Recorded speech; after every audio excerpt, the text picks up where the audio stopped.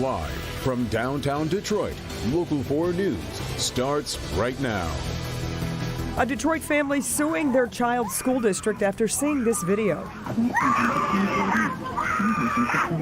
Tonight, the family is alleging a bus driver beat their son while the attendant just stood there and watched. His mother says her son, who has special needs, was punched, thrown, and ultimately had an adult sitting on him. She found out when a video turned up on social media. Mara McDonald live downtown tonight. Mara, the DPSCD says it did conduct an investigation here. That's right, Devin. And the result of that investigation, the DPSCD employee who was the attendant on that bus cleared of any wrongdoing. However, the bus driver, who works for an outside contractor, was fired. 6-year-old Adriel is autistic and has not been back to DPSCD since that afternoon on the bus. This particular day, he came home. He was extremely lethargic. He didn't want his snack. He actually took a nap and slept for 4 hours, and that was unusual. He never sleeps for 4 hours.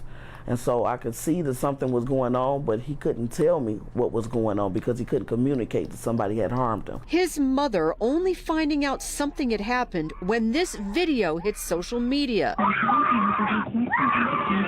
You can hear Adriel screaming. Every single mechanism designed to protect this child failed. And you know what? They are still failing. What's not clear, according to his mother, is what precipitated all of this. The family says the boy was punched, thrown, and ultimately had an adult sitting on him. The district, for its part, says it only found out when the video hit social media, that the ensuing investigation cleared the district employee and the bus driver was fired, and that DPSCD made a recommendation to the county prosecutor's office to press charges against that driver. Quote, the parent was notified and provided an opportunity to view the video, however, did not respond to the district's messages.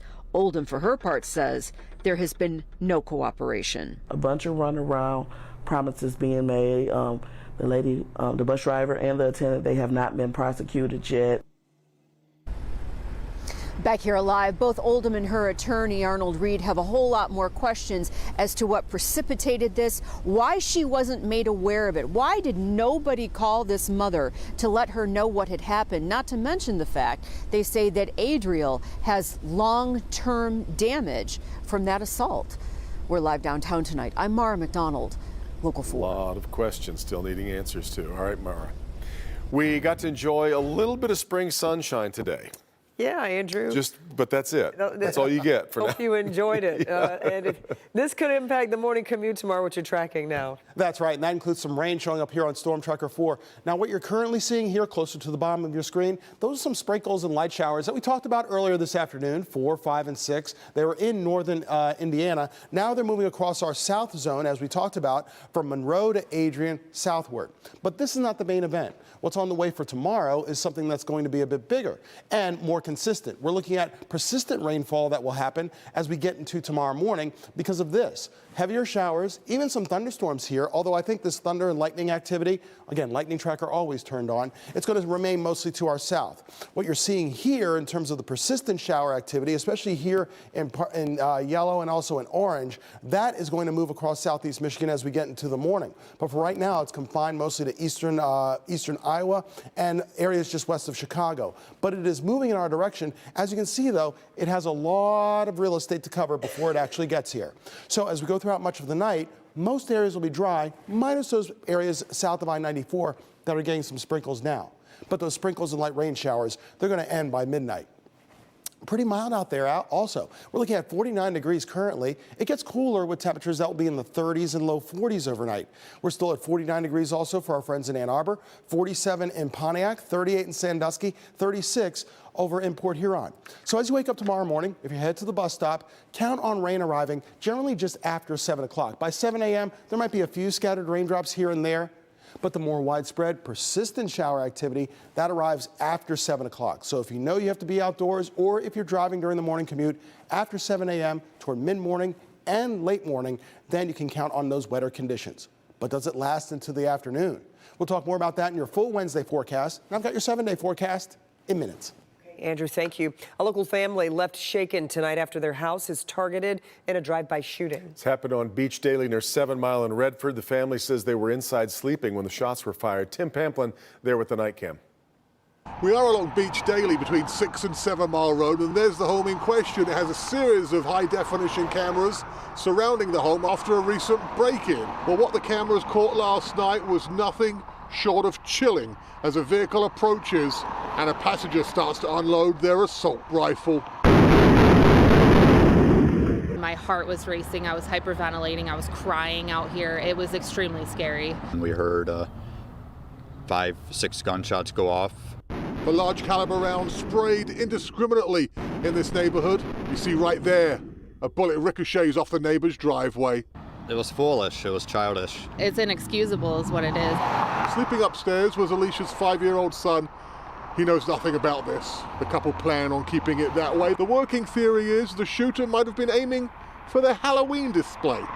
The skeleton stays no matter the season. It's a neighborhood fan favorite. Redford police were quick on the scene after the couple called 911. They didn't find any bullet holes, but They did find 6 casings out in the road at 7.62 ammo. That's AR, assault rifle ammo. that's Donovan suggesting Alicia takes deep breaths. She's starting hyperventilating after looking at her surveillance camera video and seeing what just happened. So back out here again, this is Beach Daily in Redford, between 6 and 7 Mile Road. And the couple, well, they're upgrading their security camera system. They managed to get this freeze frame.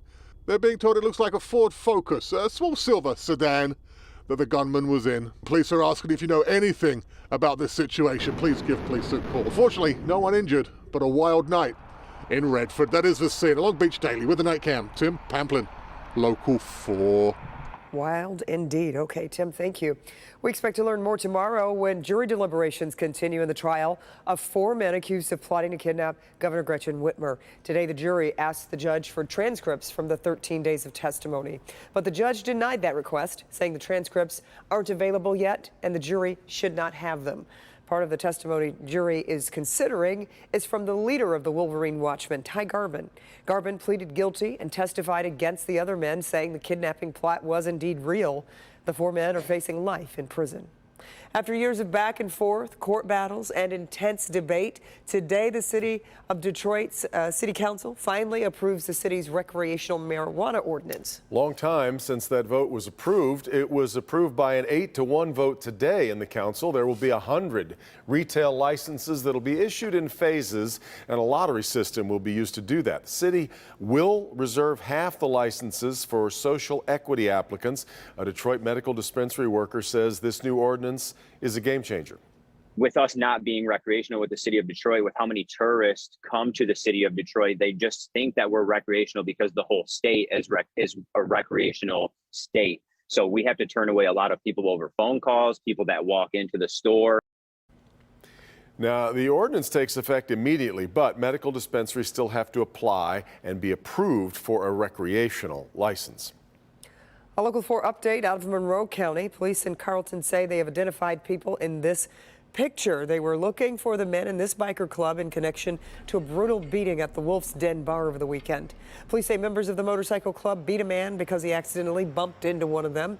Police say they still need to find the men and talk to them before deciding whether charges will be filed.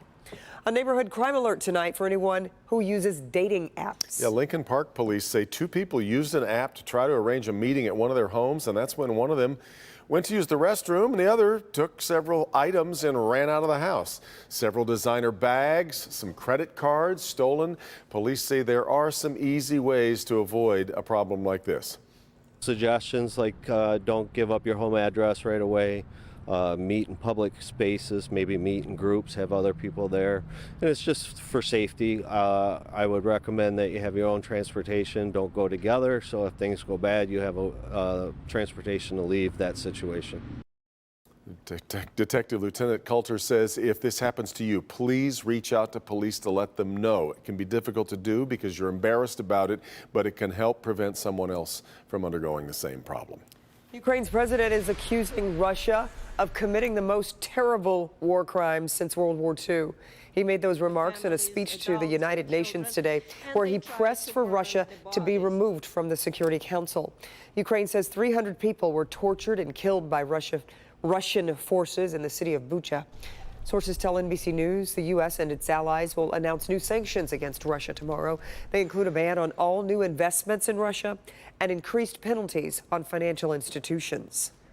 Michigan Congressman Fred Upton will not be running for re-election after 18 terms in the U.S. House. Southwest Michigan Republican made the announcement in what turned out to be an emotional speech on the House floor this morning. Even the best stories has a last chapter. This is it for me.